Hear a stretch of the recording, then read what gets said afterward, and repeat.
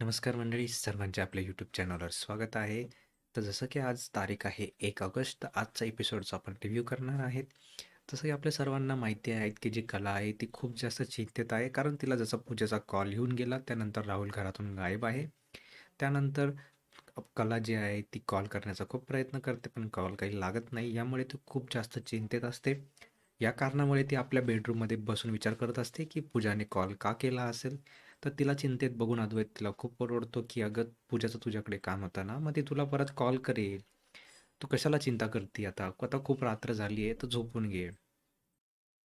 त्याच ठिकाणी राहुल जो आहे, तो ज्या ठिकाणी पूजाला किडनॅप करून ठेवलेले असतं त्या ठिकाणी जाऊन तो पूजाला चिडवतो आणि मोठमोठ्याने बोलतो की आता पूजा, तू बोलव, कोणाला बोलवायचंय, ओरड, किती ओरडायचंय. इथे कोणीही तुला वाचायला येणार नाहीये, ना तुझी कला येणार आहे, ना तुझे अद्वैत सर येणार आहे. त्यामुळे तुला आता खूप संधी आहे, तुला काय करायचं ते कर. तर त्या ठिकाणी आपण बघू शकतो की जी पूजा आहे ती खूप निघण्याचा प्रयत्न करते. तोंडात तिच्या बोळा कोंबलेला असतो, त्यामुळे तिला काही बोलता येत नाही. बट राहुल जो आहे तो कंटिन्युअसली पूजाला चिडवायचा प्रयत्न करत असतो, त्यामुळे पूजाला खूप त्रास होत असतो. राहुल रागाच्या भरात पूजाचं तोंड पकडून तिला म्हणतो तर की तुला खूप शहाणपणा सुचत होता ना, तर आता कर शहाणपणा, काय करायचा आहे तो कर. तू माझ्या ब्रांडचा घोटाळा उघडून माझी बेइज्जती केली ना, आता कर तू, का बघ मी काय करतो तुला, आता मी मारूनच टाकेल, अशा खूप साऱ्या धमक्या तो पूजाला देत असतो. त्यानंतर राहुल जो आहे तो सर्व गुंडांना सांगतो की हिला इथे एकटीला रूममध्ये सोडून तुम्ही सर्व इथून निघून जा. त्यानंतर जो राहुल आहे तो घरी परततो. घरी आल्यानंतर त्याची आई त्याला खूप ओरडते की राहुल, तुझं काय चाललंय? तू ऑफिसवरून घरी आला आणि परत निघून गेला, नेमका तुझं काय चाललंय? तू सर्व पुरावे तर नष्ट केले ना, मला माझ्या डोक्याला परत काही टेन्शन नको आहे. तर त्यानंतर राहुल म्हणतो की मी आत्ताच एक पुरावा नष्ट करून आलो आहे. त्यानंतर तो आपल्या आईला सगळी झालेली घटना सांगतो की पूजाने त्याच्या सर्व गोष्टी ऐकल्यात. त्यानंतर त्यांनी पूजाला कसं किडनॅप केलं, त्यानंतर तिला मी तिथे बांधून ठेवलं आहे, ती आता कुठेही जाणार नाही, त्यामुळं याचं तू टेन्शन घेऊ नको, असं सर्व तो त्याच्या आईला समजावून सांगत असतो. त्याच ठिकाणी दुसऱ्या ठिकाणी आपण बघू शकतो की कला अद्वैतशी बोलत असतो.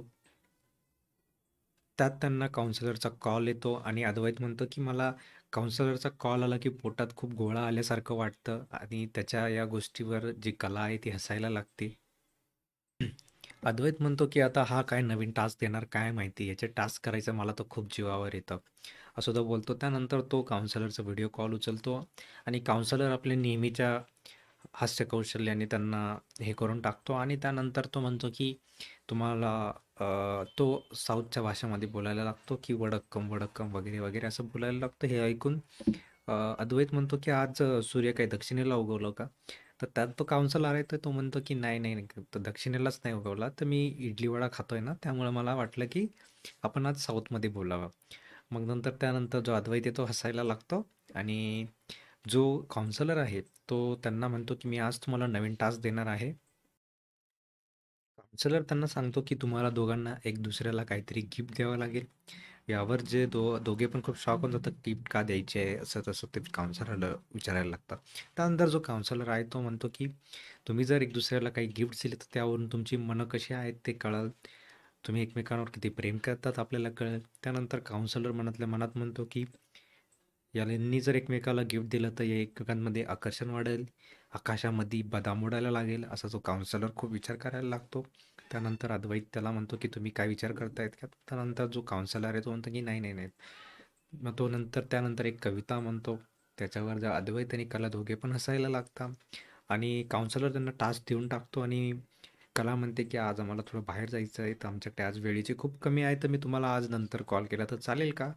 त्यानंतर ते दोघं त्यांची रजा घेऊन तिथून निघतच असतात. तर तेव्हा जी आत्या आहे ती दोघांचे पण फोन लपून ऐकत असते.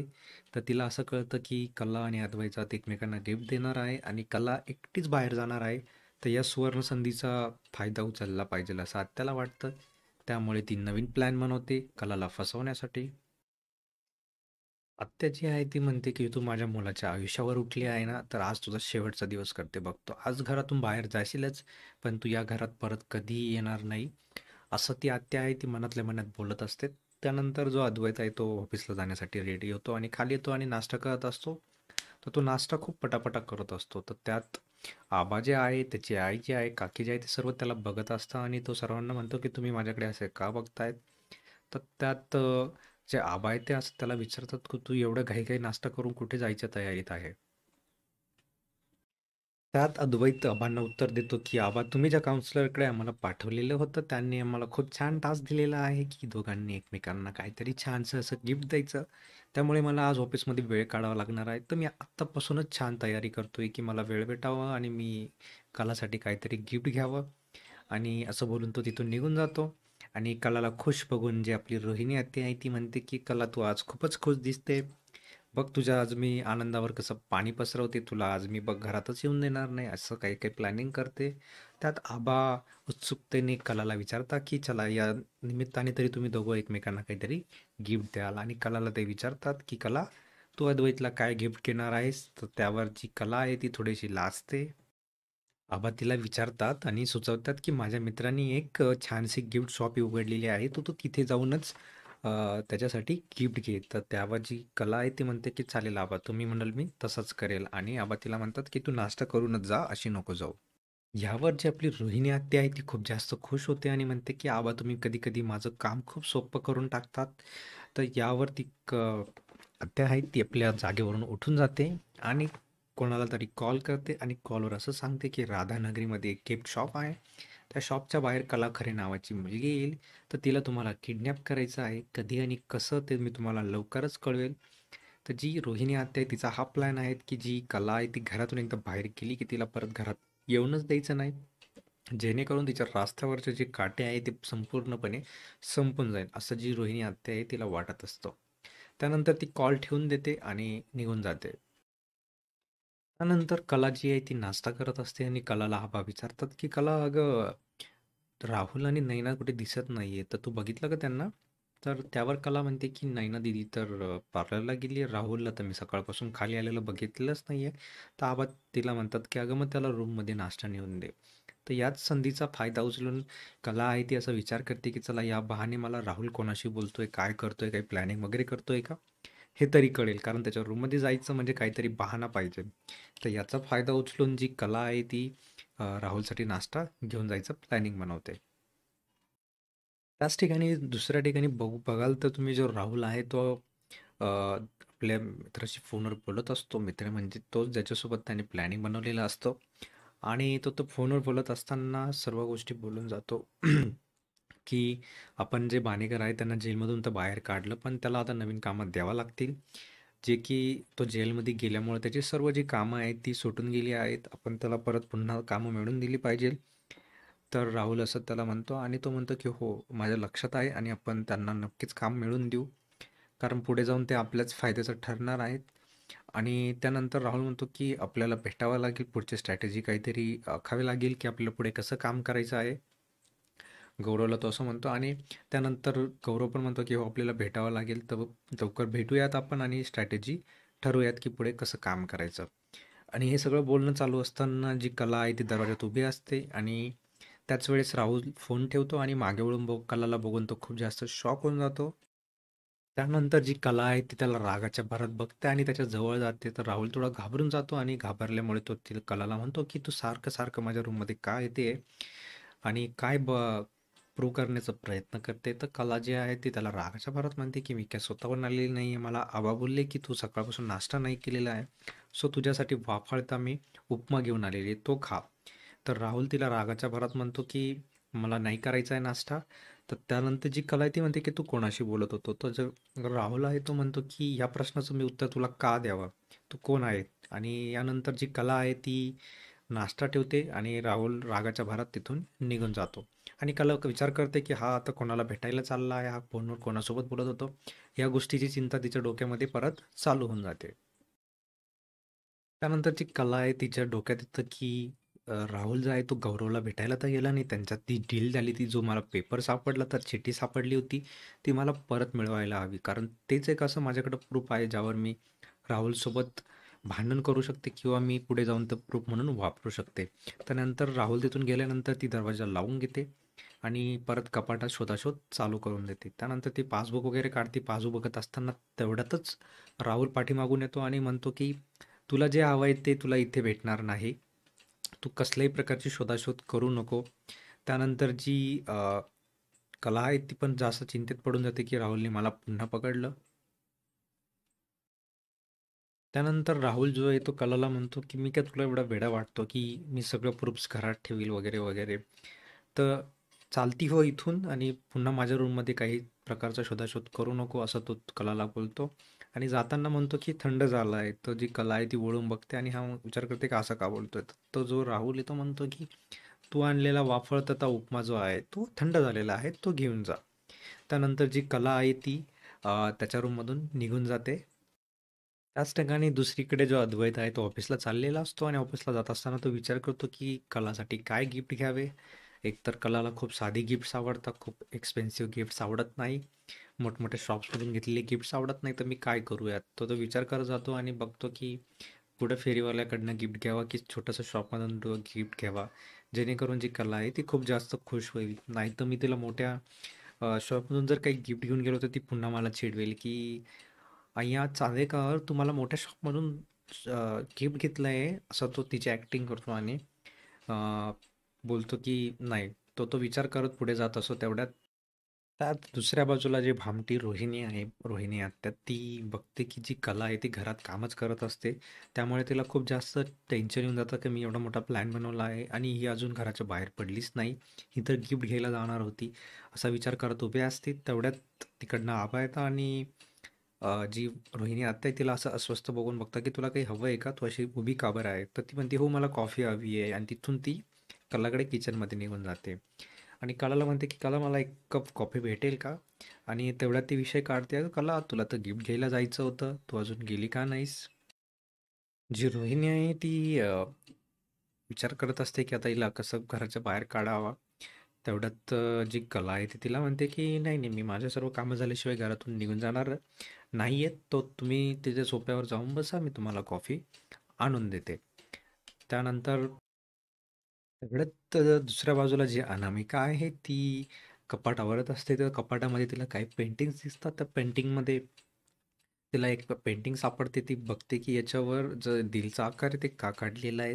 तर त्यानंतर ती उघडून बघते तर त्यात गुंड्याची पेंटिंग काढलेली असते. आपण जसं सगळ्यांना माहीत आहे की गुंड्या आणि सोहमचं एकमेकाच्या प्रेमात असतात, पण ते दोघं एकमेकांसोबत येऊ शकत नसतात. तर याचाच फायदा जी अनामिका आहे ती उचलते आणि ती जी पेंटिंग आहे ती थोडीशी बाहेरच्या बाजूला काढून ठेवते आणि त्यानंतर जे कपाट आहे ते लावून घेते. नंतर जो सोहम आहे तो अंघोळ करून आल्यानंतर कपाट उघडतो तर त्याचं तर लक्ष त्या पेंटिंगवर जातं. तर जी अनामिका आहे ती आपल्या प्लॅनमध्ये ऑलरेडी सक्सेसफुल झालेली असते. तर तिला फक्त राडे करायचे असतात. त्यामुळे जो सोहम आहे ती पेंटिंग काढतो, बघतो आणि खुश होतो. तेवढ्यात अनामिका तिथे येते आणि खोटं रडायला लागते आणि म्हणते की "सोहम, अरे खूप छान पेंटिंग काढलेली आहे तू. तू खूप खरंच खूप छान कलाकार आहे." तर जो सोहम आहे तर त्यावर म्हणतो की "हो, खूप आधी काढलेली आहे." आणि जी अनामिका आहे ती नाटकं करायला लागते आणि खोटं रडून तिथून निघून जाते. त्या सोहम तिच्या मागे पळत जातो. जी अनामिका आहे ती खोटं-खोटं रडायला लागते आणि जो सोहम आहे तिला शांत करायचा प्रयत्न करते. अनामिका म्हणते, की "तू तर माझ्याकडे असं कधी बघितलेलंच नाहीये." तो तर तिचं नुसतं तिची काजलची पेंटिंग आहे, तो त्या पेंटिंगकडे एवढं टक लावून बघत होता आणि मस्त छान हसत होता. "तू तर असं माझ्याकडे कधीच बघितलेलं नाहीये." तर या प्रश्नांची उत्तरे सोहमकडे नसते, तो फक्त ऐकत असतो. अनामिका मोठमोठ्याने रडायचं नाटक करते आणि म्हणते की ह्या काजलमुळे माझं पूर्ण आयुष्य बरबाद झालं आहे. मी तर तुझी लग्नाची बायको आहे. तू तर मला कधी प्रेमाने स्पर्श पण केला नाही, कधी प्रेमाने बघितलं पण नाही आणि ही तर साधी नुसती पेंटिंग असून तुझ्याकडे एवढं प्रेमाने बघत होतो. मस्त गालातल्या गालात छान हसत होता. तू तर माझी पूर्ण लाईफच बरबाद करून टाकली. असं खूप मोठमोठ्याने रडायला लागते. त्यानंतर जी अनामिका आहे ती आपल्या प्लॅनमध्ये सक्सेसफुल होण्यास एकदम रेडीच असते. त्यानंतर ती जी पेंटिंग आहे ती घेऊन खाली जाते आणि मोठमोठ्याने राडे करायला लागते. त्यामुळे घरचे सगळे तिथे जमा होतात आणि बघता की अनामिका असं का करते. ते सगळेजण काजलची पेंटिंग बघून खूप जास्त शॉक होऊन जातात आणि जी अनामिका आहे ती त्या पेंटिंगला खाली फेकते. नंतर तिथे रॉकेल घेऊन येते, रॉकेल ओतते त्यावर आणि पेटवायचा प्रयत्न करते. तर जी कला आहे ती तिला तिथे थांबवत असते. त्याच ठिकाणी दुसऱ्या ठिकाणी जो अद्वैत आहे तो कलाला काय गिफ्ट द्यावं या शोधात असतो. तर तो एक फुलांचं दुकान बघतो आणि त्या ठिकाणी जाऊन थांबतो आणि चौकशी करायला लागतो. तर तो दुकानदाराला म्हणतो, की "असं फुल द्या, जे त्याला खूप जास्त पाकळ्या असतात, खूप रंगीबेरंगी असतात." तर दुकानदार त्याला हसून म्हणतो, की "दादा, सगळे फुले अशीच असतात, रंगीबेरंगी असतात, खूप साऱ्या पाकळ्या असतात." तर जो अद्वैत आहे थोडासा वेंदळून जातो, की काय करावं? तो विचार करतो. मग त्याला आठवतं, की निशिगंध खूप आवडतो. मग तो त्या दुकानदाराला म्हणतो, की "दादा, तुमच्याकडे निशिगंध नाही आहेत का?"